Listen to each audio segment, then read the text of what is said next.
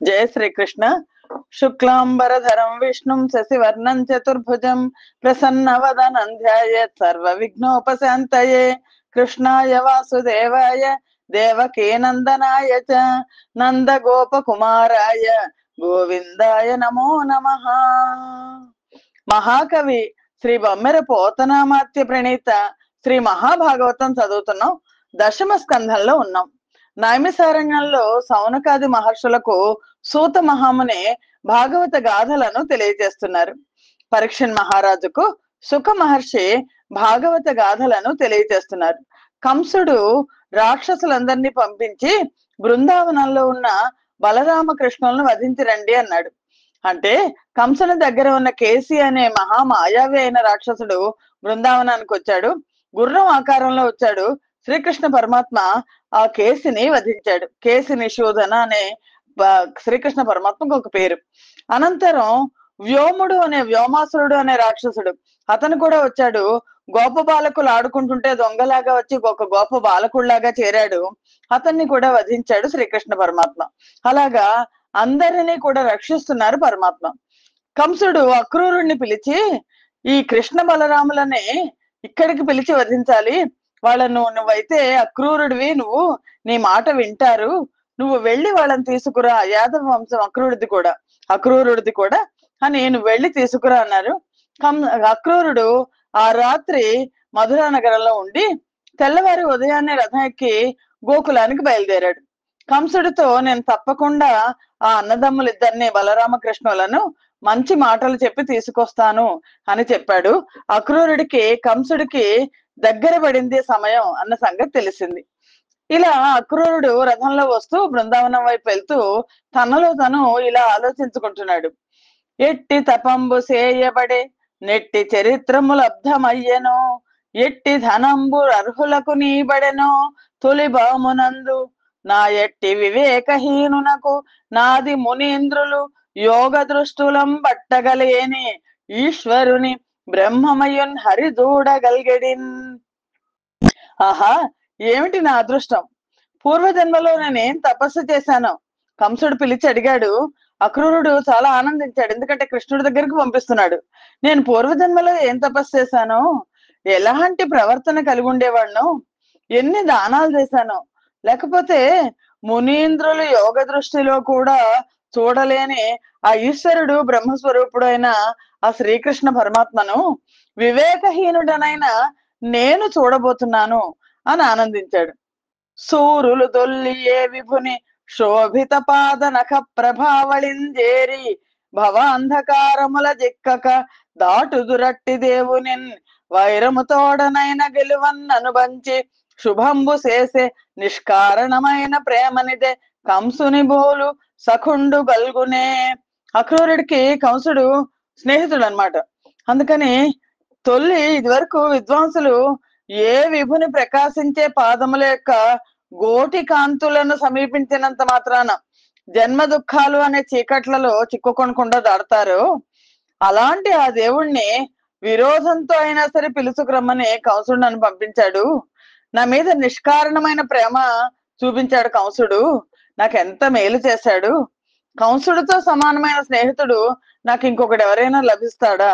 ఎందుకంటే నన్ను భగవంతుడి దగ్గరికి వెళ్ళమని నన్ను పంపిస్తున్నాడు అని ఇతడ కంసుని చేత బంపువడినన్ హింసింప నే తెంచి నాడతి దుష్టుండని చూచును, సకల భూతాంతర్బహిర్మధ్య సంగతుడౌటందలపోసి నన్ను సుజనుంగా చూచును, ఎట్టి ఉన్నతిగా వించును ఏ క్రియం బలుకును నా భాగ్యం ఎట్లున్నదో. అనుమానం వచ్చింది అక్రూరుడికి. ఎందుకంటే అంతకు ముందు కంసుడు పంపించిన రాక్షసులందరినీ కూడా కృష్ణ పరమాత్మ సంహరించారు. ఇతడ కంసుని చేత పంపబడిన అని శ్రీకృష్ణమూర్తి నన్ను చూసి వీడు ఆ దుష్టుడైన కంసుడు పంపించగా నన్ను బాధ పెట్టడం కోసం వచ్చాడు, మిక్కిలి చెడ్డవాడని ఏమన్నా అనుకుంటాడేమో, లేకపోతే సర్వ ప్రాణుల హృదయాల్లోనూ అంతటా నిండి ఉన్న పరమాపురుషుడు కనుక, నా మనోగతాన్ని ఎరుగున్నవాడు కనుక వీడు మంచివాడు అని తలుస్తాడో తెలియదు, గౌరవాన్ని చేస్తాడో, ఎలాంటి గౌరవాన్ని ఇస్తాడో, ఏ విధంగా పలుకుతాడో, నా అదృష్టం ఎలా ఉందో అని అక్రూరుడు భావిస్తున్నాడు.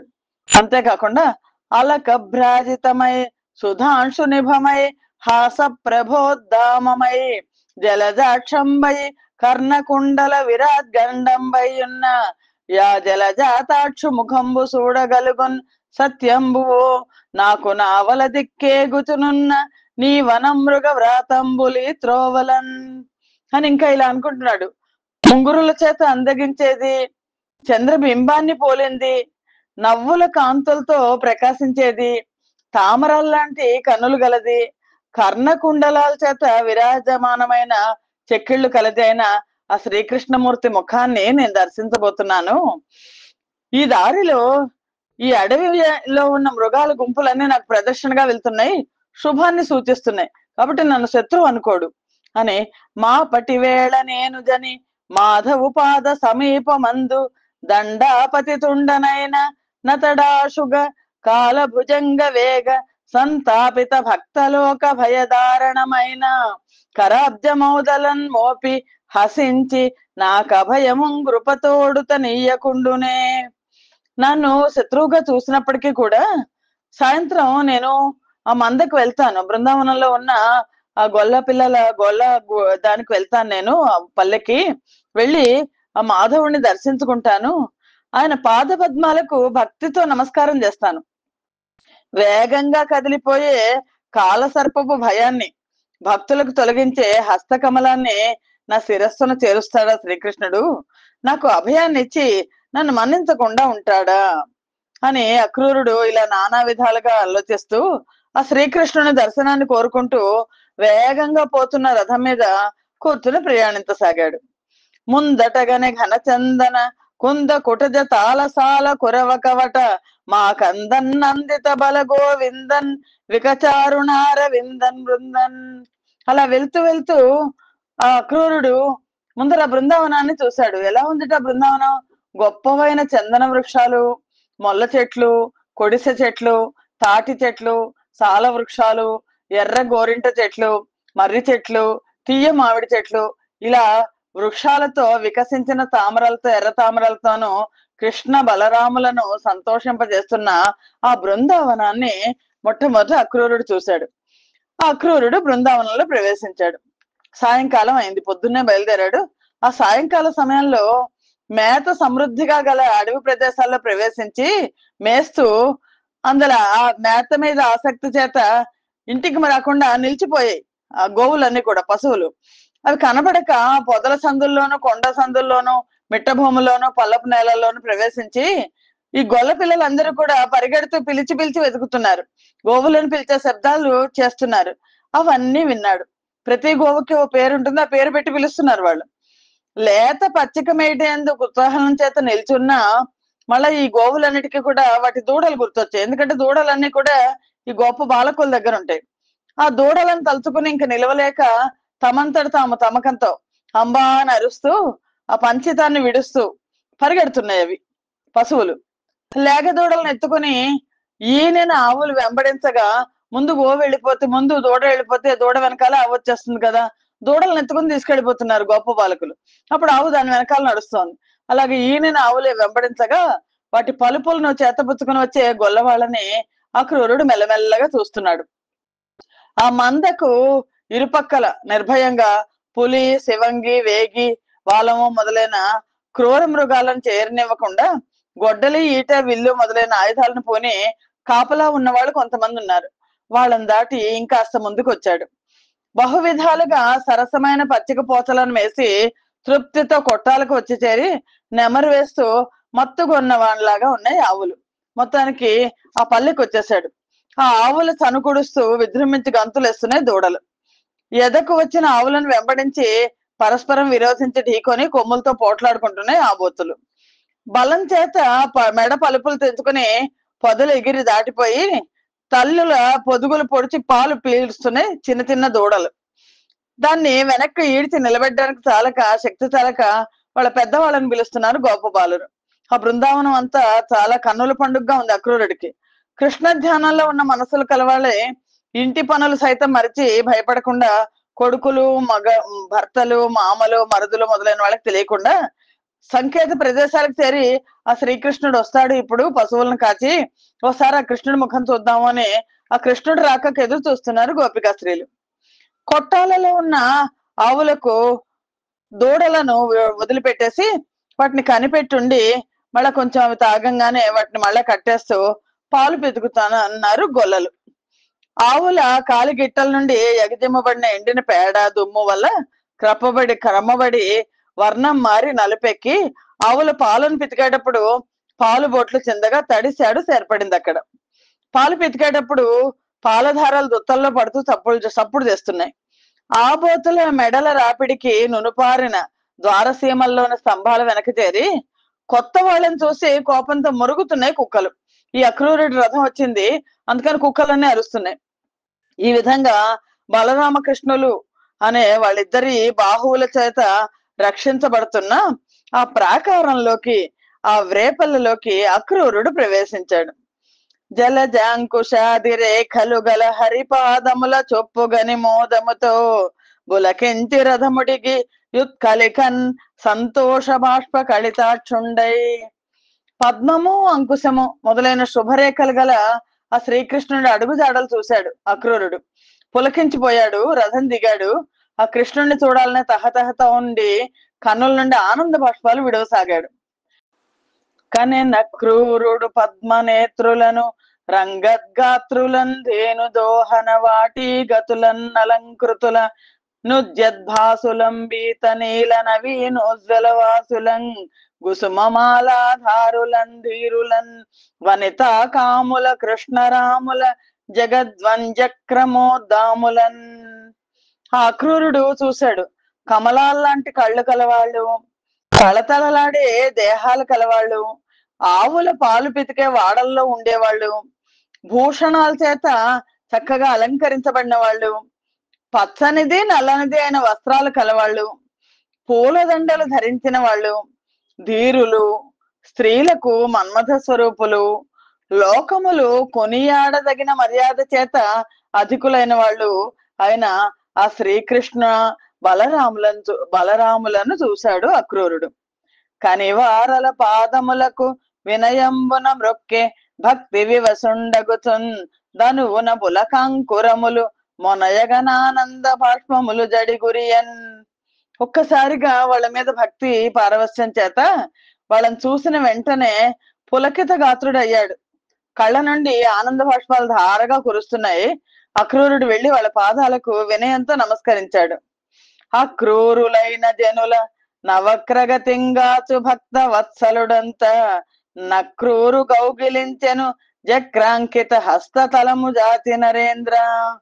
ఓ రాజా, అప్పుడు క్రూరత్వం లేని మనుషులను సన్మార్గంలో కాపాడేవాడు, భక్తుల యందలి ప్రేమ గలవాడు అయిన ఆ శ్రీకృష్ణ పరమాత్మ చక్రాంకితమైన హస్తం చాచి ఆ అక్రూరుణ్ణి కౌగిలించుకున్నాడు. కౌగిలించుకున్న తర్వాత అక్రూరుడు లేచాడు. పిమ్మట ఆ అక్రూరుడు బలరాముడికి నమస్కారం చేశాడు. బలరాముడు కౌగిలించుకొని చెయ్యి పట్టి పిలుచుకొచ్చి కృష్ణుడితో పాటు తమ ఇంటికి తీసుకుని పోయాడు. కుశలం అడిగారు. పీఠం మీద కూర్చోబెట్టారు. మధుపర్కం ఇచ్చారు, ఓ గోవునిచ్చారు. ఆదరంగా షడ్రసోపేతమైన భోజనాన్ని పెట్టారు. ఎందుకు అంటే పొద్దునెప్పుడో బయలుదేరాడు మధురలో. తాంబూలం ఇచ్చారు, గంధాన్ని ఇచ్చారు, పూలదండలు ఇచ్చారు. ఆయన నెమ్మదిగా కూర్చున్నాక అప్పుడు నందుడు వచ్చి కూర్చున్నాడు. కూర్చుని అక్రూరునితో అన్నాడు. అక్రూరుడు ఎందుకు వచ్చాడు అనేది నందుడికి కొంత ఊహ ఉంది, కానీ శ్రీకృష్ణ బలరాములకు కూడా ఉండడం అది పరమాత్మ తత్వాన్ని తెలియజేస్తుంది. చెలియలు మొరైడ నల్లుర కలుడై పొరిగొనిన ఎట్టి కంసుడు బ్రతుకంగలదే మనకి దశార్హుల కిలపై మీ సేమమింక నేమని అడుగన్. కంసుడు రాజయ్యాక యాదవ వంశానికి చెందిన అన్ని శాఖల వాళ్ళు ఆ మధుర రాజ్యాన్ని వదిలిపెట్టి పారిపోయారు. కొద్ది మంది కంసుడికి లోబడిపోయి అక్కడ ఉండిపోయారు. అందుకని నందుడు అడుగుతున్నాడు, అక్రూరా, తన చెల్లెలు మొర్రోయని మొరపెడుతుంటే మేనళ్ళను చంపేశాడు కదా దుర్జండైన కంసుడు. ఆ కంసుడు జీవించి ఉండగా మీరందరూ కూడా ఈ యాదవ దశార్హ వంశంలో పుట్టిన మీ క్షేమం గురించి ఏమని అడిగేది, ఎలా ఉన్నారు అని అన్నాడు. అప్పుడు అక్రూరుడు ఒక మంచం మీద సుఖంగా ఆసీనుడై ఉంటే శ్రీకృష్ణుడు మాట్లాడుతున్నాడు. శుభమే నీకు ప్రమోదమే సఖులకు జుట్టాలకున్ సేమమే యభయంబే ప్రజకెల్ల గోత్రజులకాత్మానందమే మామ ముక్త భయుండే వసుదేవ దేవకులు తత్కారాగృహం బంధు మత్ప్రభవ వ్యాజ నిబద్ధులై బ్రతికిరే ప్రాణానిలోపేతులై. ఇది శ్రీకృష్ణ పరమాత్మకు తెలిసిన రహస్యం. ఓ అక్రూరా, నీకు మన స్నేహితులందరికీ, మన చుట్టాలకు, తక్కిన ప్రజలకు, దాయాదులకు భయం లేకుండా ఉన్నారా వాళ్ళు? ఎందుకంటే కంసుడు పరిపాలిస్తున్నాడు. మేలు కలిగి ఉన్నారా? మా మామ అయిన కంసుడు భయం లేక నెమ్మదిగా ఉన్నాడా? మా మామ అని చెప్పాడు, పిలిచేశాడు. నిజానికి వరసకు కూడా మామే. ఎందుకని అంటే రోహిణి మాత అక్కడే ఉంది కదా. రోహిణి మాత వసుదేవుడి భార్య కదా. భయం లేకుండా ఉన్నాడా అని ఇక్కడ చెప్తున్నాడు. నేను వాళ్ళకి కొడుకునై పుట్టాననే నెపంతో కారాగారంలో సంకెళ్లతో కట్టుబడి ఉన్న దేవకి వసుదేవులు ఎలా ఉన్నారు? నన్ను కన్నందుకు దేవకి వసుదేవులు ఇద్దరు కూడా కారాగారంలో పడున్నారు. వాళ్ళు ఇప్పుడు ఎలా ఉన్నారు అని అడిగాడు శ్రీకృష్ణ పరమాత్మ అక్రూరుణ్ణి. అడిగి, అంటే సర్వం తెలిసిన పరమాత్మ, నేడిక్కడ నీవు రాగా వగతో నీ తోడనేమైనా నాకెరుగని చెప్పు మటంచు చెప్పరు గదా. ఏ మందు రావార్త ఏ తెరగున్ లేదని డస్సిరో వగచిరో దీనత్వముంజెందిరో వెరతో నా తల్లిదండ్రులెట్లు పడిరో విన్పింపు మక్రూరక. ఓ అక్రూరా, ఆ దేవకి వసుదేవులు నువ్వు ఈ రోజు ఇక్కడికి వస్తున్నావని తెలిస్తే వాళ్ళు ఏమైనా నాతో చెప్పమని ఏమైనా సమాచారాన్ని నీకు అందించారా? కారాగృహంలో నిర్బంధంలో ఉన్న నా తల్లిదండ్రులు దేవకి వసుదేవుల గురించి లోకులందరూ ఏమనుకుంటున్నారు? నా తల్లిదండ్రులు కంసుడి భయంతో ఎలా కృషించిపోయారో కదా, ఎలా విచారపడ్డారో, ఎలా బాధలు పడుతున్నారో, ఏ విధమైన బాధలు పడ్డారో తెలియచెప్పవయ్యా అని శ్రీకృష్ణుడు అడుగుతున్నాడు. అంతేకాకుండా శ్రీకృష్ణుడు అడుగుతున్నాడు, అది కాక నువ్వు అసలు ఇక్కడికి ఎందుకు వచ్చావో చెప్పు. అలా అడిగేసరికి శ్రీకృష్ణుడితో అక్రూరుడు చెప్పాడు. ఏమని చెప్పాడు? నారదుడు కంసుడి దగ్గరికి వచ్చాడు, వచ్చి మీ మీద విరోధం పెరిగిపోయే మాటలు చెప్పి వెళ్ళాడు. అప్పుడు కంసుడు కోపం వచ్చి దేవకి వసుదేవులను ముందు చంపేద్దాం అనుకున్నాడు. తర్వాత నారద మహర్షి అడ్డం వస్తే ఆ యత్నాన్ని మానుకున్నాడు.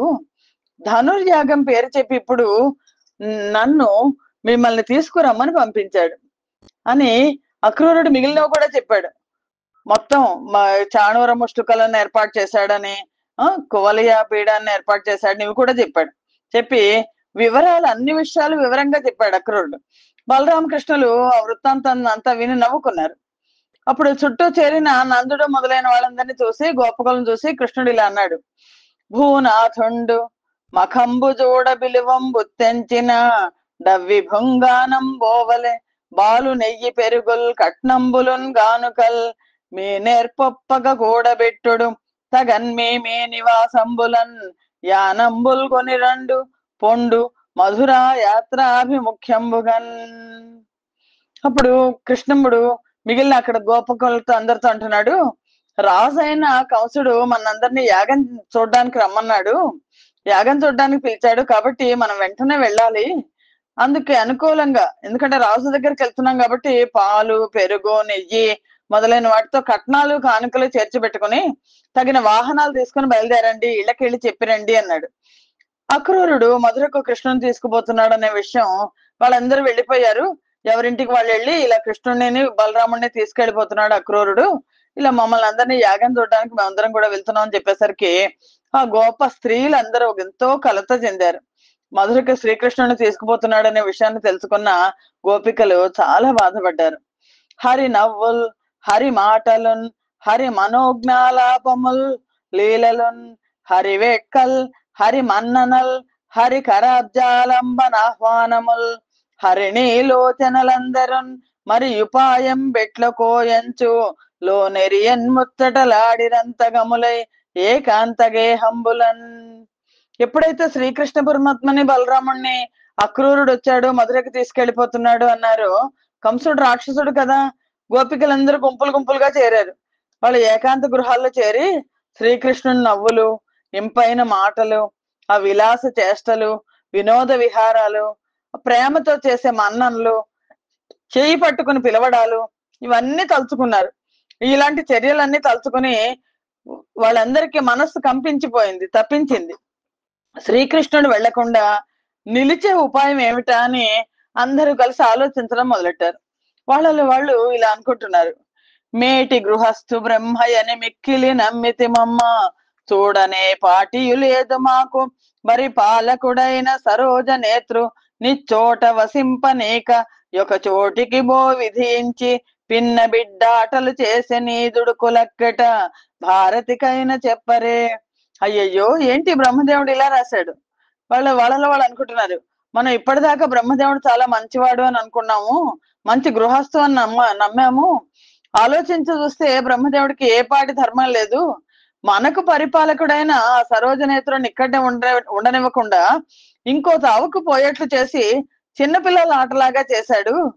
ఈ బ్రహ్మదేవుడు చేసిన దుడుకు పనులు వెళ్ళి భారతీదేవితో అయినా చెప్పరమ్మా అని బాధపడుతున్నారు.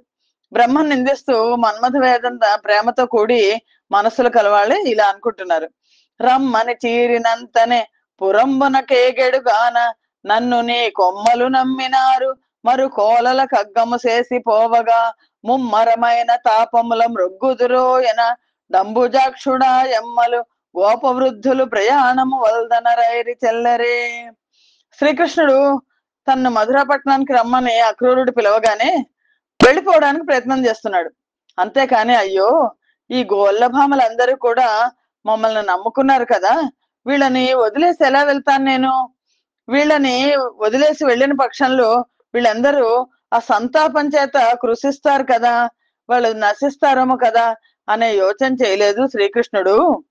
పోని కనీసం తల్లులైన యశోదారోహిణులైన పెద్దవాళ్ళైన నందుడు మొదలైన గోపకులైన ప్రయాణం మానుకోమని ఎందుకు చెప్పడం లేదు అని. అక్రూరుండని వేరు పెట్టుకొని నేడస్మన్మనోవల్లభున్ జక్రిన్ మాకడ బాపి కొంచు నరు గంజెంచి ఏ తెంచి నాడక్రూరండట క్రూరుడీతడు నిజంబ క్రూరుడౌనేని నిర్వక్రత్వంబున కృష్ణు పెట్టి తన త్రోవంబో విచారింపడే. అక్రూరుడు అనే పేరు పెట్టుకుని వచ్చి ఈ క్రూరుడు మా ప్రియుడైన శ్రీకృష్ణుడు మా వద్దడిని గది నుంచి తీసుకెళ్లిపోతున్నాడు. ఇతను అక్రూరుడు కాదు, క్రూరుడే. అయిన పక్షంలో నిజంగా అక్రూరుడైతే వంకర చేష్టలు ఏం చేయకుండా శ్రీకృష్ణుడిని ఇక్కడే ఉంచి తన దారిని తను పోవచ్చు కదా అని పుల్ల సరోజలోచనలు పూర్ణ సుధాంశుముఖుల్ పురాంగనల్ మెల్లెన ఎల్లి పట్టణము మేడల నుండి సువర్ణ లాజముల్ సల్లగా వారి చూచి హరి సంగతి సేయుదలంచుగాక వ్రేపల్లె వసించు ముద్దియలపై బడనేల తలంచునక్కట. వీళ్ళు ఆలోచిస్తున్నారు ఇప్పుడు కృష్ణుడు, అయ్యయ్యో ఇతను కృష్ణుడిని, అక్రూరుడు కృష్ణుడిని మధురాపట్నానికి పిలుచుకొని పోతాడు. అక్కడేమో స్త్రీలందరూ చాలా అందమైన వాళ్ళట, వికసించిన తామర పూల లాంటి కన్నులు ఉన్న వాళ్ళట, నిండు సందమామ పోలిన ముఖం కలిగిన వాళ్ళట. వాళ్ళు మేడల మీద పైనుంచి ఆ బంగారపు వలపులు విసిరితే ఆ చూపులకి వాళ్ళని చూసిన కృష్ణుడు వాళ్ళతో స్నేహం చేయడానికి ఇష్టపడతాడు, కానీ ఈ వ్రేపల్లలో ఉండే మనని గోప స్త్రీల మీద ఇంకా ఆసక్తి ఎందుకుంటుంది, మనతో స్నేహం ఎందుకు చేస్తాడు అని పురసతుల విలోకనములు సరసాలాపములు నర్మ సంభోగములున్ మరగి హరి మనల నొల్లడు నరవరులోయమ్మ నూతన ప్రియులు గదే. రాజులు కొత్త నూతన ప్రియులు, వాళ్ళు కొత్త కోరుకుంటారు. శ్రీకృష్ణుడు ఆ పట్టణ స్త్రీల చూపులను, సరసాలాపాలను, పరిహాసాలతో కూడిన మాటలను పరిచయం చేసుకొని ఇంకా మనల్ని గురించి కనీసం తలుచుకోడు అని బాధపడుతున్నాడు. పుట్టెన్నడు హరినెరుగని పట్టణ సుందరులకితని బతి చేసి కడుందట్టపు విరహాగ్నులకొను గట్టిడి దైవంబు ఘోష కాంతల వెదకెన్. ఆ కఠిన వృత్తి గల దైవం ఆ బ్రహ్మదేవుడు పుట్టిన నాటి నుంచి శ్రీకృష్ణుడు చూసైనా శ్రీకృష్ణుడిని చూడలేదు వాళ్ళు. అయినా సరే అలా ఎరగిన పట్టణంలోని సుందరులకి తర్వాత అంటే ఇంకక్కడే ఉంటే పతి అవుతాడు కదా, ఆ సుందర స్త్రీలకు పతిగా చేశాడు. చిన్నప్పటి నుంచి కలిసిమెలిసి వర్తిస్తున్న మన్నేమో అతను విరహంతో తలపించేట్లు చేశాడు అని హరి నేల కొనిపోయేదంచు మనమాయ క్రోరు ప్రార్థింతమా హరిబో నీకుడు నిల్పరేయనుచు నేడర్చింతమా వేల్పులన్ హరిపాదంబుల కడ్డముల్ పడుదమా హా దైవమాయంచు నా తరుణుల్ కొప్పులు జీరలున్ మరచి కందర్ప జ్వర భ్రాంతలై. వీళ్ళు ఇలా ఆలోచిస్తున్నారు గోపశ్రీలు. ఏం చేద్దాం మనం? వాళ్ళు ఆ భ్రాంతితో వాళ్ళ కొప్పులు సవరించుకోవడం, సరిగ్గా చీరలు కట్టుకోవడం కూడా మర్చిపోయారు. దుఃఖిస్తున్నారు.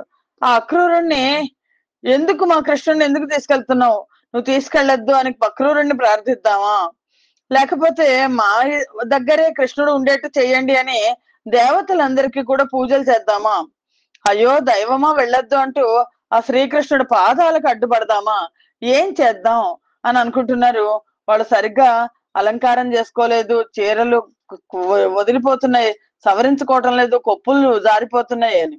వివిధల్ సిగ్గులు మాని కన్గవల నీరొండొండ వర్షింపగా వివసత్వంబులతో గపోలతట సంవిన్యస్త హస్తాబ్జలై పవనోద్ధూత లతాభలై మము కృపం బాలింపు గోవింద మాధవ దామోదర యంచు నేడ్చిరి సుజాతంబైన గీతంబులన్. కొంతమంది గోపికలు సిగ్గులే పడకుండా కళ్ళ నుండి నిరంతరం ధారగా కారుస్తుంటే ఓ గోవింద, ఓ దామోదర, ఓ మాధవ అంటూ ఏడుస్తున్నారట. వాళ్ళ దేహాలు మర్చిపోయారు. చెక్కిళ్ళ మీద చేతులు చేర్చుకొని గాలి చేత ఎగజిమ్మబడ్డ తీగల్లాగా చెలించిపోతున్నారు. స్వరబద్ధంగా పాటలు పాడుతూ సుజాతంబైన గీతంబులను ఏడుస్తున్నట్టు వాళ్ళు విలపిస్తున్నారు. ఇలా ఎంత విలపించినప్పటికీ కూడా మళ్ళా సూర్యోదయం అయింది. ఆ మర్నాడు సూర్యోదయ కాలంలో తనతో కూడా ప్రయాణమై రావడానికి సిద్ధపడి నడవ ఆరంభించిన గోపికలను కృష్ణుడు బలరాముడు రథం ఎక్కారు. ఈ గోపికలందరూ వెనకాలే వచ్చేస్తున్నారు. గోపికలకు నేను మళ్ళా వస్తాను అని దూతికల చేత చెప్పించాడు కృష్ణుడు. పాపం నిజానికి రాలేదు. దూతికల చేత మళ్ళా వస్తాడు కృష్ణుడు, ఎందుకు, ఎక్కడికి వెళ్తాడు, ఓసారి వెళ్ళి కంసుడిని చూసేసి వచ్చేస్తాడు అని చెప్పించారు. వాళ్ళ ప్రయాణం, వాళ్ళు మేము కూడా వచ్చేస్తామంటారు. వాళ్ళ ప్రయాణం నిలిపారు. కానీ నందుడు మిగిలిన గోపాలురంతా వచ్చేస్తున్నారు. తన వెంటరాగా అక్రూరుని చేత నడబడుతున్న రథాన్ని ఎక్కి మధురా పట్టణ మార్గాన్ని బయలుదేరాడు కృష్ణుడు, కృష్ణుడితో పాటు బలరాముడు. అదే తనుచున్నవాడు ప్రియుడల్లది తేరదే వైజయంతి ఎల్లదే రథ ఘోట కాంఘ్రిరజ మాదస మార్గము చూడు దంచు లోనొదవెడి మక్కువన్ హరి రథోన్ముఖలై గములై వజ్రంగ నల్గదలక నిల్చి చూచిరటు కన్నుల కబ్బిన ఎంత దూరమున్. ఆ గోపశ్రీలందరినీ ఆప్ చేస్తాడు కృష్ణుడు. మళ్ళా వస్తాడు కృష్ణుడు, మీరు ఆగండి అని చెప్పించేసరికి ఇంకా వాళ్ళు మాట్లాడలేక ఆగిపోయారు. ఆ గోపశ్రీలందరూ అదిగో వెళ్ళిపోతున్నాడు మన ప్రియుడు, అదిగో రథము, అదిగో కృష్ణుని కంఠహారం వైజయంతిక, అదిగో గుర్రాల కాలిదుమ్ము చూడండి అంటూ వాళ్ళ మనసుల్లో పుడుతున్న ప్రేమతో ఆ శ్రీకృష్ణుడు వెళ్ళే దిక్కుకి అటువైపు ముఖాలు పెట్టి కనబడినంత దూరం దాకా చూశారు. కథలకు అలాగే నుంచుని చూస్తున్నారు. ఇలాగా బలభద్రుడితో కూడి బలరాముడితోనూ అక్రూరుడితో కూడా కృష్ణుడు ప్రయాణం అయ్యాడు. అవలోకించను కృష్ణుడు ప్రవిమల కల్లోల పవన భాసిత జన్యన్న వసన్న పాప సైన్యన్ గవిజనమాన్యన్ గళింద కన్యన్ ధన్యన్. ఈ విధంగా బలరాముడు, శ్రీకృష్ణమూర్తి, అక్రూరుడు చాలా దూరం వెళ్ళారు. మిక్కిలి స్వచ్ఛమైన అలల నుండి పుడుతున్న చల్లగని గాలి కలది, పాపాలను పోగొట్టేది, కవీశ్వర్ల చేత సన్మానింపదగింది అయిన ఆ యమునా నదిని చూశారు. ఆ కాళింది నదిని చూసి నిర్మలమైన నీళ్లు తాగి గట్టును ఉన్న చెట్ల నీడలో రథం నిలిపాడు అక్రూరుడు. బలరాముడితోనూ కృష్ణుడితో కూడా రథం మీద బలరాముడితో కృష్ణుడు కూర్చున్నాడు.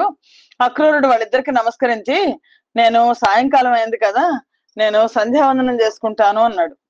అని అంటే సరే అని చెప్పేసి నదిలో దిగి విధిపూర్వకంగా వేద మంత్రాలు చెప్పేస్తూ స్నానం చేశాడు. అక్రూరుడు పొద్దునే బయలుదేరాడు. యమునా నది దగ్గరికి వచ్చేసరికి వాళ్ళకి ఏంటంటే 1 గంట పట్టింది. అంటే సరే వీళ్ళిద్దరు కూర్చుని ఉన్నారు. అక్రూరుడు నదిలోకి దిగాడు స్నానం చేయడానికి. స్నానము చేసినది చల్లని నీటను రామకృష్ణులన్ మానుగ జూచి వీరు రథ మధ్యమునన్ వసించి ఉన్న వారి నది నీటి లోపలికి నెప్పుడు వచ్చిరటంచు లేచి మేధానితి సూచే వారిని రథస్థుల భక్త మనోరథస్థులన్. అక్రూరుడు కృష్ణుడికి బలరాముడికి చెప్పాడు, మీరు రథంలో కూర్చోండి, నేను వెళ్ళి యమునా నదిలో స్నానం చేసి వస్తాను అని చెప్పాడు. అని చెప్పి అక్రూరుడు యమునా నదిలోకి దిగాడు. కానీ ఆ రామకృష్ణులు అక్రూరుడికి ఒక అద్భుతమైన అనుభవం ఇద్దామని అనుకున్నారు. బుద్ధిమంతుడైన అక్రూరుడు ఆ చల్లటి నీటిలో స్నానం చేస్తూ నీటిలో మునిగాడు. మునిగేసరికి అక్కడ నీళ్లలో బలరామకృష్ణులు ఆ నీళ్లలో ఉన్నట్టు కనిపించారు. వీళ్ళు ఈ నీళ్లలోకి ఎలా వచ్చారు, రథంలో కూర్చోమన్నాను కదా అని పైకి లేచాడు. పైకి లేచి చూస్తే మళ్ళా వాళ్ళ రథంలోనే కూర్చుని ఉన్నారు. మళ్ళా మునిగితే నీళ్లలో కనిపిస్తున్నారు. మళ్ళా పైకి లేస్తే రథంలో కూర్చుని ఉన్నారు. ఆ భక్తుల కోరికలను నెరవేర్చే వాళ్ళు బయట చెట్టు కింద మునిపటి వల్లనే రథం మీద కూర్చున్న వాళ్ళుగా చూస్తున్నారు. మరలా చూశాడు. నీళ్లలోకి మునిగితేనేమో కళ్ళ ముందర నీళ్లలో కృష్ణుడు బలరాముడు కనిపిస్తున్నారు. పైకి లేచి చూస్తే కళ్ళు తుడుచుకొని ఆ చెట్టు కింద రథంలో కూర్చొని కబుర్లు ఆడుకుంటున్నారు వాళ్ళు. అప్పుడు అక్రూరుడికి అర్థమైంది, ఇది ఆ దైవలీల అని. కంటిన్ మున్ను రథంబుపై జలములో గంటిందుదిన్ గ్రమ్మరంగంటిందుంటి రథంబు మీద నిదయి కళ్యాణ చారిత్రు లేవెంటందోచిరి రెండు దిక్కుల మనో విభ్రాంతియో నీటిలోనుంటాశ్చర్యము చూతునంచు మరియు నూహించి మగ్నాంగుడై. చాలా ఆశ్చర్యపోయాడు అక్రూరుడు. అంటే పరమాత్మ కృష్ణ బలరాములుగా అవతరించారని తెలుసు కానీ సర్వవ్యాపి అయిన పరమాత్మ అన్న సంగతి పూర్తిగా అక్రూరుడికి తెలియలే. అది తెలియచెప్పారు శ్రీకృష్ణ పరమాత్మ. చాలా ఆశ్చర్యపోయాడు. ఈ రామకృష్ణుల్ని తొలుత రథం మీద చూశాను, మళ్ళా నీళ్ళలో మునిగేసరికి నీళ్ళలో కనిపిస్తున్నారు, మళ్ళీ ఇప్పుడు పైకి లేచేసరికి మళ్ళీ మునుపటి రథం మీదే చూస్తున్నాను. ఈ మహాపురుషులు ఇద్దరు రెండు చోట్ల ఎలా కనిపిస్తున్నారు? ఒకవేళ నాకేమన్నా చిత్తభ్రమ కలిగిందా? జలంలో ఉండడం ఆశ్చర్యం కదా, అయినా ఇంకోసారి జలంలో చూస్తాను అని మళ్ళా మునిగట్ట. పోషిత బాంధవుండు ఎదు పొంగవుడా జలమందు గాంచే సద్భాషు సహస్ర మస్తక విభాషిత భూషు నహేషు భూమి భృద్వేషు కృపాభిలాషు ప్రతివీర చెము విజిగీషు నిత్య సంతోషు నరోషు నిర్దళిత దోషు ననేక విశేషు శేషు అద్భుతం. అద్భుతమైన పద్యంతో మనకి తెలియచేశారు అక్కడ ఏం జరిగింది అని. ఆ పోషిత బాంధవుడు, బంధువులందరినీ పోషించేవాడు, యదు పొంగవుడు, ఆ యాదవుల్లో గొప్పవాడు అయిన అక్రూరుడు ఆ నదీ జలాల్లో ఈసారి ఆదిశేషుణ్ణి చూశాడు. ఆ ఆదిశేషువు వ్యాకరణయుక్తంగా మాట్లాడేవాడు, 1000 తలలు కలిగి వెలిగేవాడు, పన్నగాలకు ప్రభు, దయయందు అభిలాష గలవాడు, శత్రువీరులను జయించడానికి ఇచ్చగలవాడు, నిత్యము సంతోషించేవాడు, రోషము దోషము లేనివాడు, అనేక విశేషములు కలవాడు. అలాంటి ఆదిశేషుడిని నీళ్ళల్లో చూశాడు. మళ్ళా ఆ ఆదిశేషుడి మీద నీలవర్ణమైన వస్త్రంతో కూడుకున్నవాడు, సిద్ధుల చేతను నాగుల చేతను స్తోత్రం చేయబడుతున్నవాడు ఆ సర్పరాజుని రెప్పవాల్చకుండా చూశాడు. ఆదిశేషుడు కనిపించాడు అక్రూరుడికి. ఆ భోగి భోగ పర్యంక మధ్యంబున వలనొప్పు పచ్చని వలువవాని మేఘంబు పైనున్న మెరుగు చందంబున నురమున శ్రీదేవి యొప్పువాని ముసురు తేటులు విప్ప ముఖ చతుష్కము గల తనయుడాడడి బొడ్డు దమ్మివాని కదలిన బహుపద క్రమ విశేషంబుల రవము సూపెడి నూపురములవాని జలజ గర్భరుద్ర సనక సనందన సద్విజామర ప్రశస్త్యమాన చరితుడైన వాని సౌందర్య ఖనిచేయైన వాని నొక్క పురుష వర్యుగాంచే.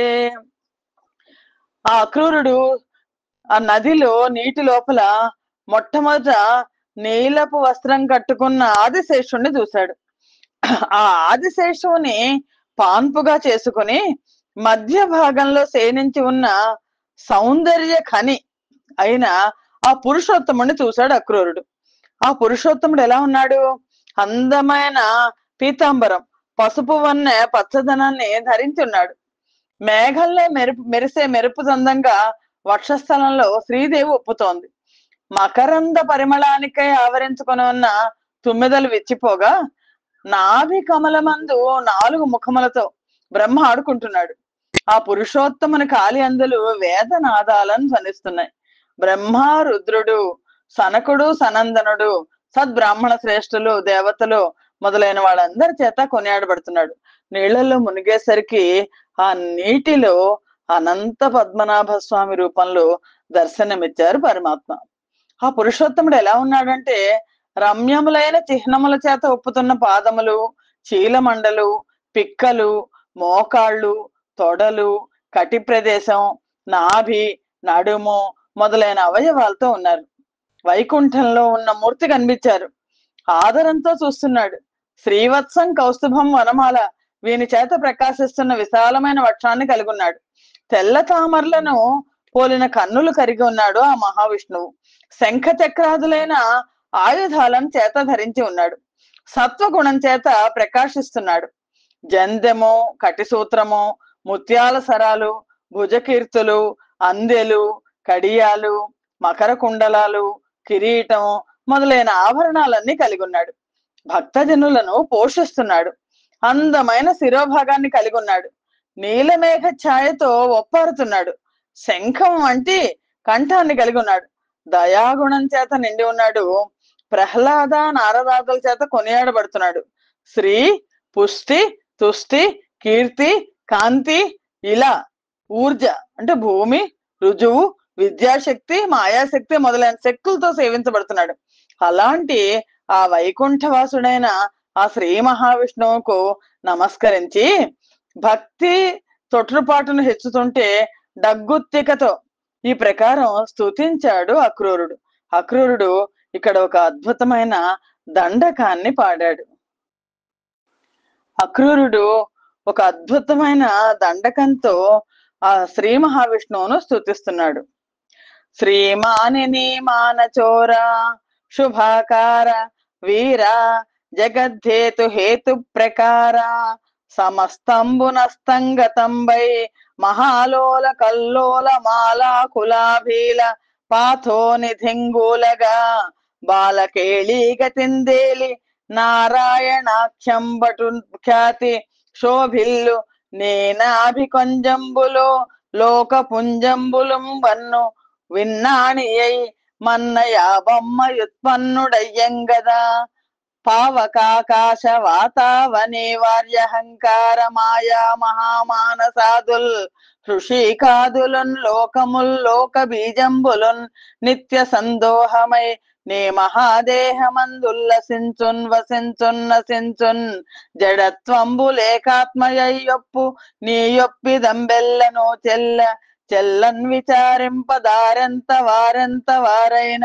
మాయాదులా మాయతో గూడి క్రీడించు లోకానుసంధాత ఈ ధాత నిర్ణేతయే నీ కళారాశికిం గొందరంభోజ గర్భాదు లజ్జాత్మలందున్న శేషాధిభూతంబులందున్ ననేకాధి దైవంబులందున్ సదా సాక్షి వయ్యుందు వంచున్ దదంతర్గత జ్యోతి వీషుండ వంచున్ దయీ పద్ధతింగొందరింద్రాది దేవాభిధానంబులన్ నిక్కమొక్కండ వంచున్ మరింగొందరారూఢ కర్మంబులంద్రుంచి సంసారముంద్రించి సన్యస్తులై మించి విజ్ఞాన చక్షుండవంచున్ మరింబాంచరాత్రానుసారంబుగా తన్మయత్వంబుతో గొందరీవాత్మ వంచున్ మరింగొందరా వాసుదేవాది భేదంబులన్ నల్వురై చెల్వు వాటింతు వంచున్ మరిన్నీవు నారాయణాఖ్యుండ వంచున్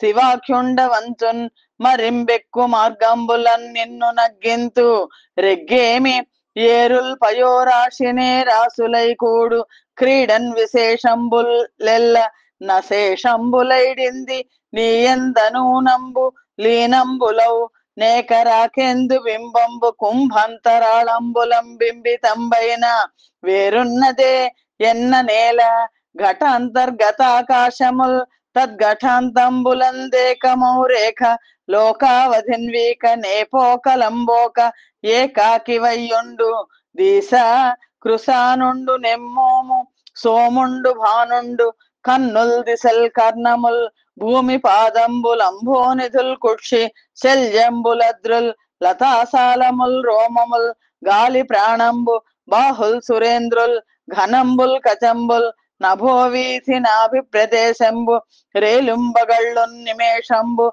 లంబోజగర్భండు గుహ్యంబు వర్షంబు వీర్యంబు నాకంబు మూర్ధంబుగానేకమయ్యున్న నీమేని దండం వయోజాత గర్భాండముల్ మండి తోదుంబరానేక హానేక శాఖా ఫలాపూరి తానంత జంతు ప్రకాండంబులీలం ప్రసిద్ధోదరాస్థిస్థ జంతు ప్రకారంబుగా నిండియుండున్ మహారూప నీరూపముల్ వెగ్గలం బుగ్గడింపన్ లయంబోధిలో మీను మేనన్ నిరోధించి మున్వేదకున్ వేదరాశిం ప్రసాదింపవే త్రుంపవే కైటభ శ్రీమధుంజక్రివై మొత్తవే ఎత్తవే రాగంబుతో గూర్మలీలా పందివై మేది కింద్రోచి దోషాచరంగొమ్ములన్ నెమ్ములన్ జిమ్ముతున్ గృవ్వవే త్రవ్వవే ఘోర వైరిన్ నృసింహుండవై దండి వైరోచనింజూచి యాచింపవే పెంపవే మేను బ్రహ్మాండమున్నెండ బారుండవై రాజకోటిన్ విపాటింపవే రాజవై రాజబింబాస్యకై దుర్మదారిన్ విదారింపవే నొంపవే క్రూరులన్ వాసుదేవాది రూపంబులన్ శుద్ధ బుద్ధుండవై వైరిదారాంతరంగంబులన్ అంతరంగంబులుగా గరంగింపవే పెంపు దీపింపవే కల్కి మూర్తిం ప్రవర్తించి నిన్నెన్న నేనెవ్వడన్ నన్ను మాయా విపన్నున్ విషణ్ణున్ ప్రసన్నుండవై ఖిన్న తంబాపి మన్నింపవే పన్నగాధీశతల్ప కృపాకల్ప వందారు కల్ప నమస్తే నమస్తే నమస్తే నమః. అక్రూరుడు ఒక అద్భుతమైన దండకం చదివాడు. ఆ దండకం ఏమని చదివాడంటే, ఓ శ్రీలక్ష్మీదేవి మనస్సు యొక్క హరించిన వాడా, మంగళమైన స్వరూపం కలవాడా, ఓ వీరుడా, లోక సృష్టికి కారణమైన వాడా, ఓ స్వామి, ప్రళయ సమయంలో సమస్త లోకాలు నశించి సముద్రంలో కలిస్తే ఆ సముద్రంలో ఆడుకునే పసిబిడ్డలాగా వటపత్రం మీద తేలియాడే నారాయణుడు అనే నామాన్ని నువ్వు తీసుకున్నావు. అప్పుడు నీ నాభికముల నుండి సృష్టికర్త అయిన బ్రహ్మ మొట్టమొదట ఉద్భవించాడు. పంచమహాభూతాలు, మూల ప్రకృతి, మహత్తత్వం, అహంకారం మొదలైన చతుర్దశేంద్రియాలు, వాటి వృత్తులైన శబ్ద స్పర్శ రూప రస గంధాదులు, లోకాలు, దానికి కారణభూతులైన బ్రహ్మాది మూర్తులు, సచ్చిదానంద నిర్మల పరిపూర్ణమైన నీ విరాట్ దేహంలో పుట్టి వృద్ధి పొందుతూ లయిస్తూ ఉంటాయి. నువ్వు జడభావం లేక పరమాత్మ స్వరూపుడవై ఉంటావు. ఇలాంటి నీ స్వరూపాన్ని చక్కగా విచారించి తెలుసుకోవడానికి ఎలాంటి బ్రహ్మవేత్తలకైనా సాధ్యం కాదు. అలాంటప్పుడు మాయా సంబంధం చేత ప్రపంచ సృష్టి రూపమైన వినోదాన్ని చేసే బ్రహ్మ కూడా నీ చిద్విలాసం ఇలాంటిదే నిర్ణయించడానికి కర్త కాడు. విఘ్నులైన నీ కళాంశజులు నిన్ను దేహేంద్రియాది దేవతలకు సాక్షిగా అంతర్యామిగా గుర్తిస్తారు. సృష్ట్యాది కార్యాలయందు బ్రహ్మాదులను నియమించేవాడివి నువ్వే కదా. వేద మార్గాన్ని అనుసరించి నువ్వు ఇంద్రాది దేవతా ప్రభువుల నామాలను వహించి ప్రకాశించిన నిజానికి నువ్వొక్కడివే అయి ఉన్నావు. జ్ఞాననిష్ఠులైన కొందరు ఆగామి సంచిత ప్రారంభ కర్మలను వదిలేసి అంతర బాహ్య జ్ఞాన దృష్టితో అపరోక్షంగా తెలుసుకోదగిన వాడవు అని అంటారు. వేదం బెవ్వని వెతికిడిని ఆ దేవుని కొనియాడుడి అంటారు కదా. మరి కొంతమంది పాంచరాత్ర ఆగమాలని అనుసరించి భగవత్ స్వరూపాన్ని, భగవత్ సారూప్యాన్ని వహించి ప్రకాశించు ప్రత్యేగాత్మ అంటారు. కొంతమంది వాసుదేవ సంకర్షణ ప్రద్యుమ్న అనిరుద్ధులు అనే చతుర్వ్యూహ సంగతి చేత నలుగురే ప్రకాశించేవాడు నువ్వే అంటారు. నిన్ను నారాయణుడు అంటారు, శివుడు అంటారు, బహు విధాలుగా తలుస్తుంటారు. సర్వస్వరూపి నువ్వు. అలా అవడం వల్ల అలా భావించడంలో లోపం లేదు. లోకంలో ఉన్న నదులన్నీ ఏ వైపుకు పారినా చివరికి సముద్రంలో వచ్చి కలిసినట్లుగా ఈ విశేష నామరూపాదులన్నీ ఏ దేవుణ్ణి కొలిసినా సరే చివరికి నీయందే లయించిపోతాయి. ఒక చంద్రబింబం నీరు నిండిన ఘటనలో ప్రతిఫలించి అనేకాలుగా కనిపిస్తుంది, కానీ విచారిస్తే ఆ బింబ ప్రతిబింబాలకు భేదం లేదు.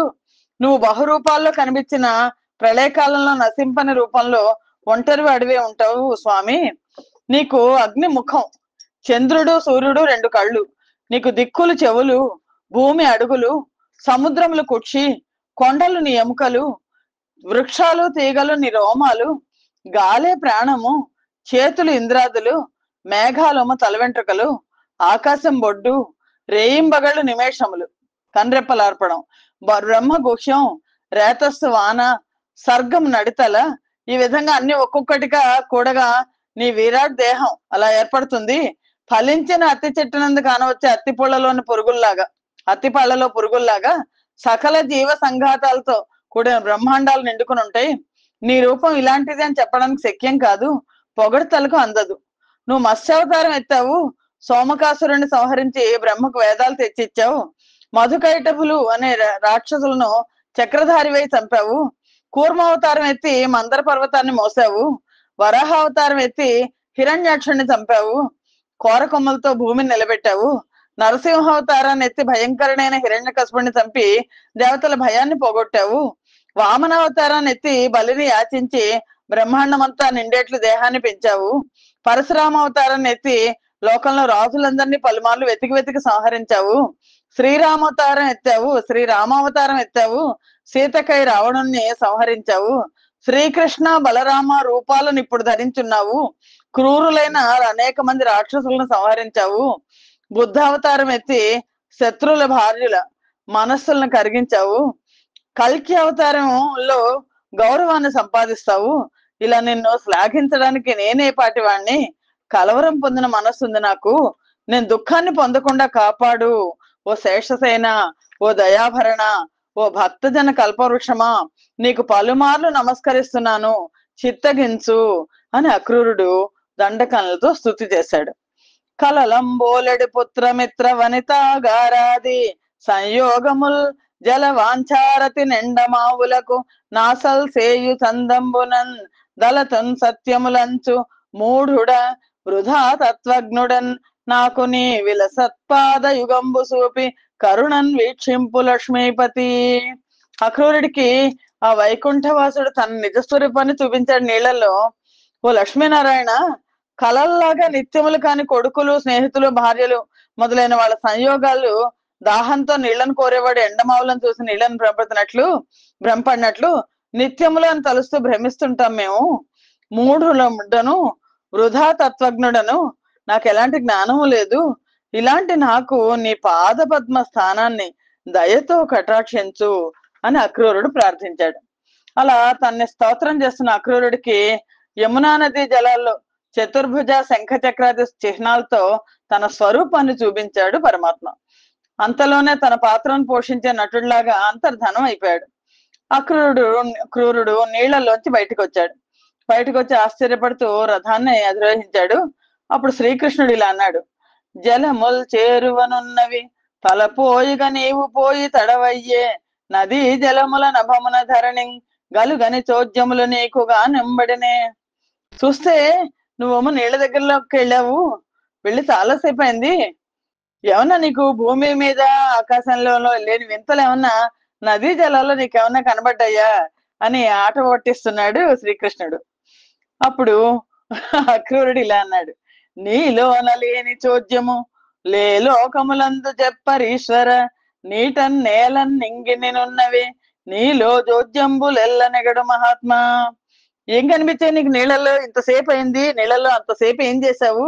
నీకు ఆకాశంలోనూ భూమి మీద కనిపించని వింతలు ఏమన్నా నీళ్ళలో కనిపించాయా అంటే అక్రూరుడు అంటున్నాడు: ఓ స్వామి, ఈశ్వరుడు నువ్వు, నీలో లేని వింతలు ఏ లోకాల్లో అయినా ఉంటాయా అని ఎవరు చెప్పలేదు ఇప్పటిదాకా. నీళ్లలోనూ నేల ఎందు ఆకాశమందు ఉన్నాయని అనగలమా? ఓ మహాత్మ, విచిత్రాలన్నీ నీలోనే ఉన్నాయి అని పలికాడు. సమయానికి పొద్దున బయలుదేరారు వీళ్ళు. మధుర పట్టణానికి చేరువుగా వచ్చారు. వచ్చి రథాన్ని తోలాడు. అంతకుముందే నందాదులందరూ పట్టణంలోని ఉద్యానవనంలో దిగి ఉన్నారు. మొత్తం అందరూ వెళ్ళిపోయారు, వీళ్ళేమో రథంలో వస్తున్నారు. వాళ్ళు కలుసుకొని అక్రూరుడితో అన్నాడు: నువ్వు రథాన్ని తీసుకుని పట్టణంలోకి వెళ్ళిపో, మేము నీ వెనక వస్తాం. కృష్ణుడును బలరాముడు వాళ్ళ తండ్రి దగ్గరికి వచ్చేసారు. నా ఇద్దరు గోపకులు వాళ్ళందరూ కూడా బృందావన ఈ మధురలో ఒక ఉద్యానవనంలో ఉన్నారు. ఆ ఉద్యానవనంలో వాళ్ళ దగ్గరికి వెళ్ళిపోయి నువ్వు వెళ్ళిపో అన్నాడు.